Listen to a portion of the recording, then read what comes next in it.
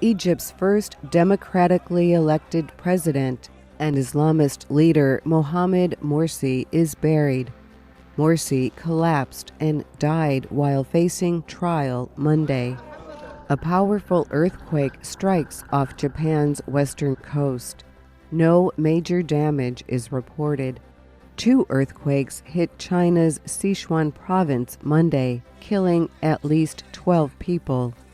In France, former top European soccer official and star Michel Platini is arrested on corruption charges linked to the 2022 Qatar World Cup.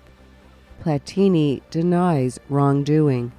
And Facebook announces plans to launch its own digital money.